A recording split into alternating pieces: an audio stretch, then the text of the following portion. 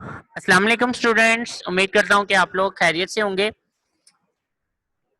आज हम लोग नेक्स्ट पॉइंट्स डिस्कस करने जा रहे हैं, ठीक है। जो हमारा प्रीवियस टॉपिक था, जो हमने स्टार्ट किया हुआ था कैरेक्टरिस्टिक्स ऑफ एंजाइम्स के हवाले से, और इसमें हम लोगों ने एक्टिव साइट तक जो है वो डिस्कस कर लिया था, और अब हम लोग आगे डिस्कस करने जा रहे हैं जो नेक्स्ट हमारे पॉइंट्स हैं, ठीक है। सबसे पहले अब हम लोग यहाँ पर इनहैबिटर्स और एक्टिवेटर्स के बारे में समझेंगे कि इनहैबिटर्स और एक्टिवेटर्स, ठीक है, ये कौन से क्या चीज है। आज हम लोग इसको जो है वो पहले स्टडी करेंगे अबाउट इनहेबिटर्स और एक्टिवेटर्स, ठीक है। देखिए बेटा, एंजाइम जो होते हैं बेसिकली इन्होंने सेल के अंदर काम करना होता है, ठीक है। They have to work in cell, इनको सेल के अंदर काम करना होता है। अब एंजाइम्स चूंकि सेल के अंदर जब काम करते हैं तो बाद दफा एंजाइम्स की स्पीड बहुत ज्यादा होती है, यानी कि एंजाइम जो है ना, इनका काम करने की जो स्पीड है वो ज्यादा होती है, ठीक है। तो ये बेटा एक सेल है मेरे पास,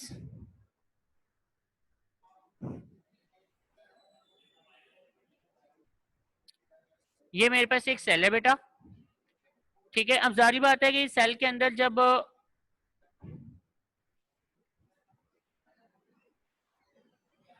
एंजाइम जब इस सेल के अंदर बनेंगे तो बेटा उन्होंने क्या करना है कि एंजाइम्स ने इसी सेल के अंदर जो है ना वो काम भी करना है, ठीक है।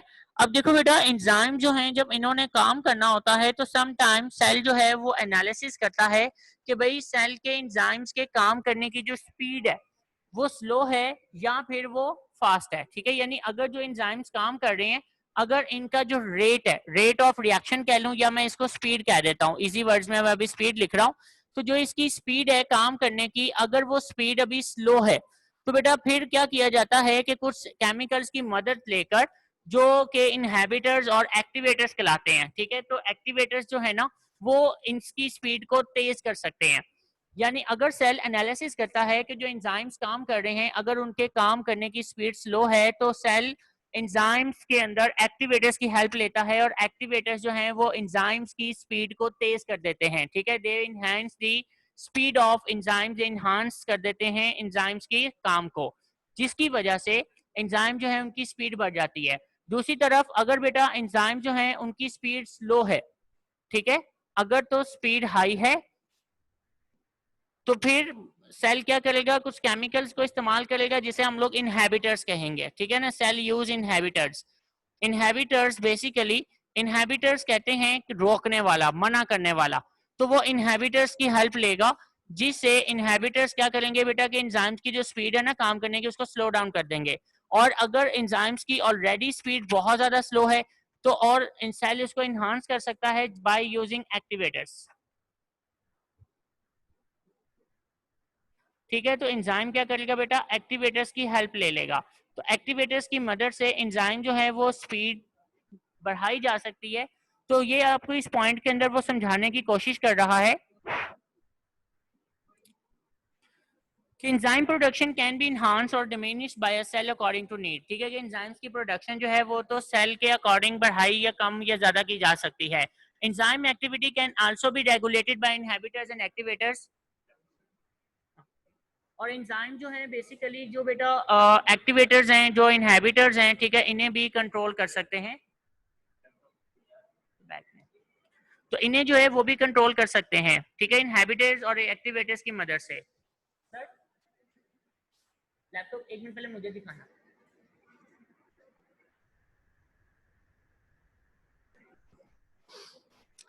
अब वो कहता है कि some enzymes do not need any additional component, ठीक है। कि एंजाइम जो है वो बेसिकली, ये अब आपके पास पहले डेफिनेशन है, मार्क कर लें डेफिनेशन। हम लोग को फैक्टर्स की डेफिनेशन पढ़ने जा रहे हैं, यहां तक आपने डेफिनेशन मार्क करनी है को फैक्टर्स की, और इस पे आप क्वेश्चन लिखेंगे व्हाट आर को फैक्टर्स, के जी को फैक्टर्स क्या होते हैं, क्वेश्चन लिखेंगे व्हाट आर को फैक्टर्स। आप इस पे क्वेश्चन लिखेंगे व्हाट आर को फैक्टर्स, को फैक्टर्स क्या होते हैं, इसका क्वेश्चन लिख लें आप इसके ऊपर।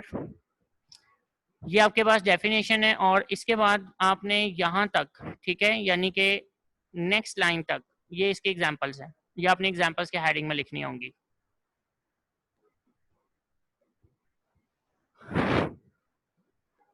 फर्स्ट टू लाइंस को फैक्टर्स की डेफिनेशन और उसके बाद examples.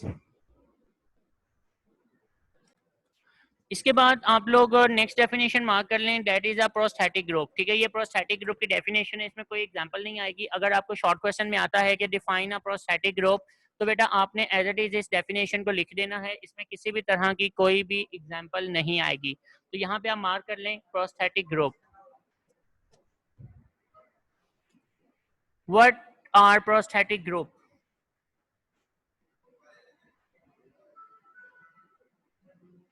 What are prosthetic group? इसके बाद इस पैराग्राफ से लेकर एंड तक, ठीक है, या यहाँ तक आप मार्क कर लें और क्वेश्चन लिख लें, what are coenzymes?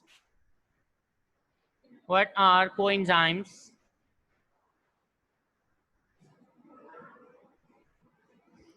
What are coenzymes? जी कोएंजाइम्स क्या होते हैं ये आप मार्क कर लें। और जो लास्ट लाइन रह गई है वो बेटा इसकी डेफिनेशन है कोएंजाइम्स की।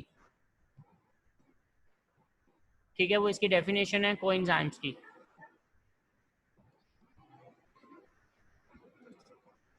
This is the last definition. जो लास्ट लाइन है ये इसकी सॉरी एग्जांपल है, एग्जांपल की हेडिंग में मार्क कर लें इसको।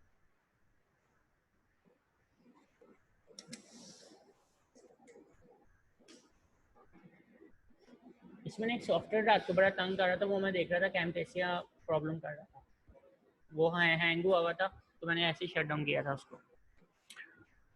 ओके बेटा, मार्किंग आप लोगों ने कर ली होगी। अब आप इसके बाद यहाँ पर क्वेश्चन लिख लें, व्हाट आर मेटाबॉलिक पाथवे, या what do you mean by metabolic pathway,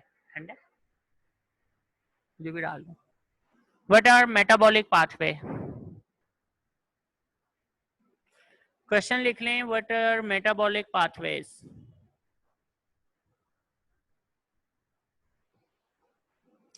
जी बेटा, मार्किंग होगी है तमाम स्टूडेंट्स की।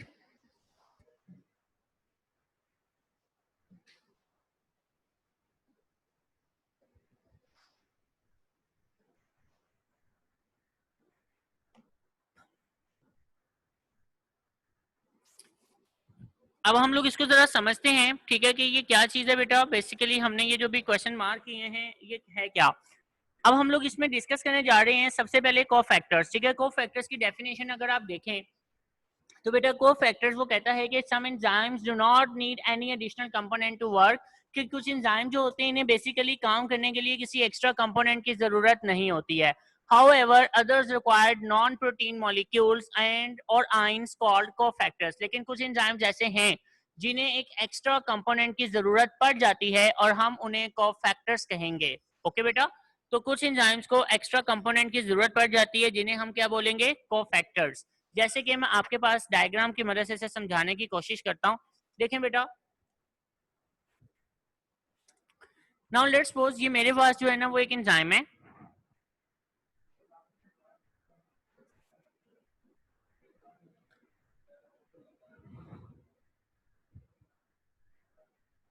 और ये मेरे पास जो है ना वो कुछ सबस्ट्रेट है।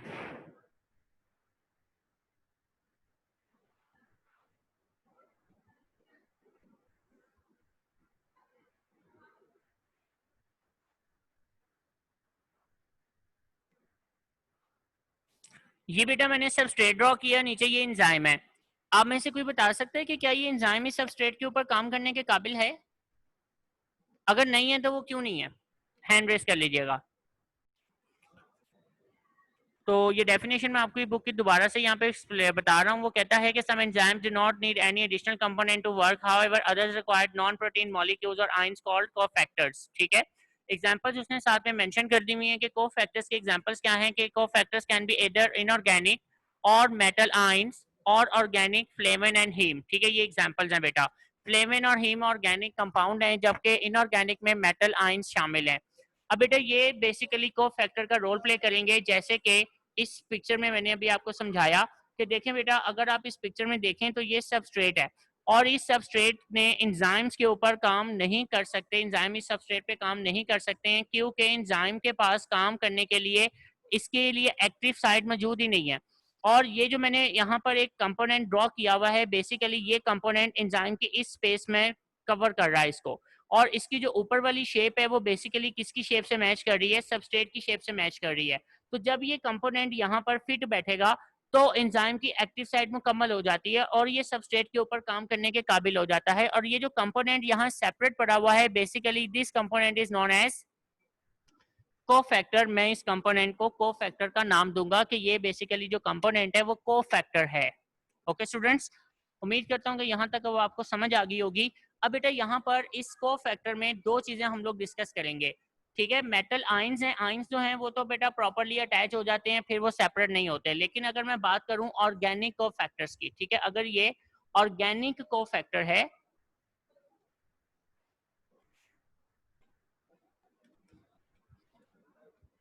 If it is organic cofactor, ठीक है, तो बेटा ऑर्गेनिक कोफैक्टर जो है, अब इसमें दो केसेस आ सकते हैं कि अगर या तो ऑर्गेनिक कोफैक्टर जो है वो लूजली अटैच होगा, ठीक है, यानी कि बहुत ही लूजली अटैच होगा कि जैसे ही काम खत्म हो और वो सेपरेट हो जाए।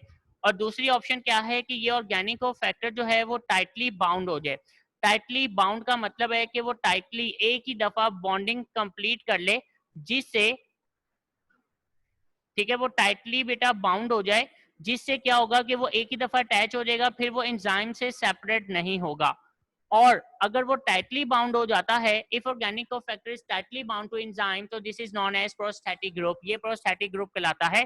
प्रोस्थेटिक ग्रुप की डेफिनेशन बेटा ये मेंशन की हुई है उसने, इफ ऑर्गेनिक कोफैक्टर्स, ठीक है, डेफिनेशन कहते हैं if organic cofactors are tightly bound to enzymes, अगर वो टाइटली एंजाइम्स के साथ बाउंड हो गए हैं, they are called prosthetic group, हम इसे प्रोस्थेटिक ग्रुप का नाम दे देंगे। ओके बेटा, ये इसकी सिंपल डेफिनेशन है, इसके साथ कोई एग्जांपल नहीं आएगी।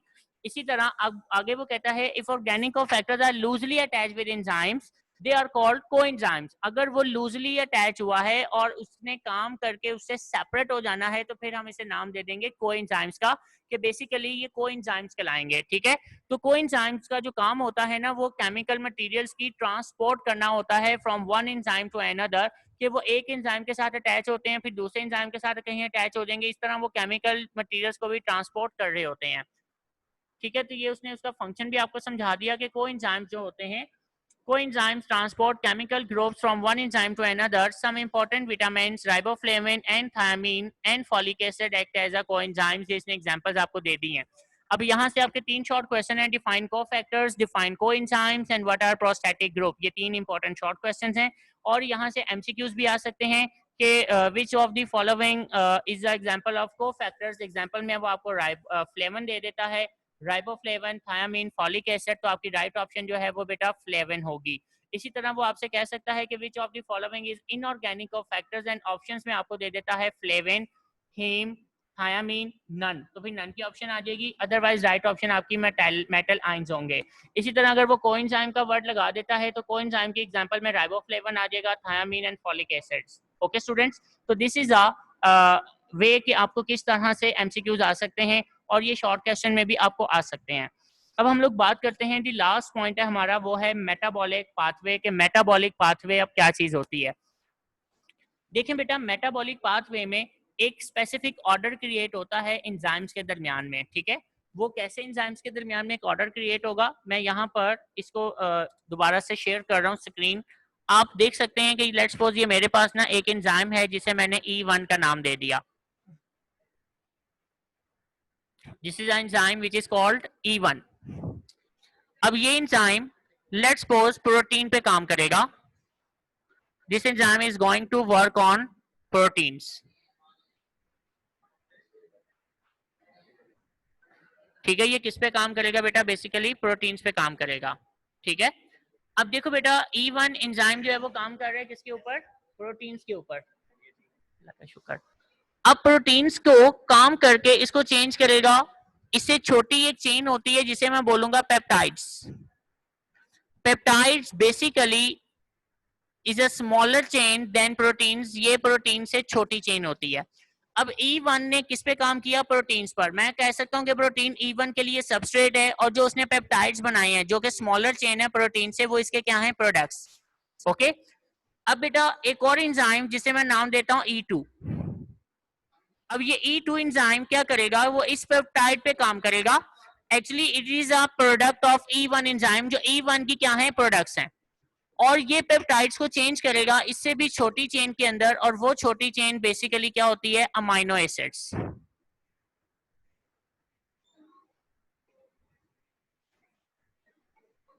ठीक है। अमाइनो एसिड जो है वो इससे छोटी चेन है basically. Peptides are smaller than protein and amino acids also smaller than peptides, ये पेप्टाइड से भी यानी कि छोटे होते हैं साइज में। अब E2 क्या कर रहा है, it takes the products of E1, E1 यानी फर्स्ट एंजाइम, ये फर्स्ट एंजाइम की प्रोडक्ट्स को इस्तेमाल करेगा as a substrate and convert it into again a new substances which is called its products. उसने अपनी प्रोडक्ट्स बना दी अमाइनो एसिड्स की। अब हो सकता है कि बेटा एक और एंजाइम जो E3 एंजाइम होगा, लेट्स सपोज वो E3 एंजाइम जो है इसको दोबारा से वर्क करेगा अमाइनो एसिड्स के ऊपर और इसको कन्वर्ट कर देगा किसी न्यू सब्सटेंस में। ठीक है, वो नया सब्सटेंस बेटा उसी तरह पेप्टाइड्स या फिर कुछ भी हो सकता है। तो क्या हुआ कि बेटा बेसिकली एक एंजाइम ने अपना काम किया, प्रोडक्ट्स बना दी और वो प्रोडक्ट्स दूसरे एंजाइम के हैंड ओवर कर दी, और वही जो प्रोडक्ट्स हैं वो उसने थर्ड एंजाइम के हैंड ओवर कर दिए हैं। तो this is called a metabolic pathway, जिसमें एक एंजाइम अपनी प्रोडक्ट्स को दूसरे एंजाइम के हैंड ओवर करेगा and the second enzyme take the products of first enzyme as a substrate और उसके ऊपर वर्किंग करके उसको प्रोडक्ट्स में चेंज कर देगा and then hand over products जो है वो हैंड ओवर करेगा किसी थर्ड एंजाइम को। तो ये आपके पास जो है ना वो बेसिकली मेटाबॉलिक पाथवे है। अब आपकी बुक की डेफिनेशन देखिएगा, वो डेफिनेशन में आपसे क्या कहता है, वो कहता है कि several enzymes can work together in a specific order, कि बहुत सारे एंजाइम्स मिलकर एक स्पेसिफिक ऑर्डर में काम करते हैं, क्रिएटिंग अ मेटाबॉलिक पाथवेज बनाते हुए। In a metabolic pathway one enzyme takes the products of another enzyme, इसमें एक एंजाइम दूसरे एंजाइम की प्रोडक्ट्स को लेता है एज अ सबस्ट्रेट के तौर पर। after the reaction mean after working the products is passed on the next enzyme, ये next enzyme को पास कर दी जाती हैं। तो जी बेटा ये आपके पास लास्ट क्वेश्चन है और ये शॉर्ट में भी आता है, what is the metabolic pathway and you have to write like same, इसमें कोई चेंजेस नहीं है, ना ही इसकी कोई एग्जांपल आपने देनी है, इसको आपने एज इट इज मेंशन कर देना है। ठीक है, उम्मीद करता हूँ कि आपको ये डेफिनेशंस क्लियर होगी होंगी। इसमें किसी किस्म का कोई मसला हो तो आप मुझसे कमेंट्स में पूछ लीजिएगा।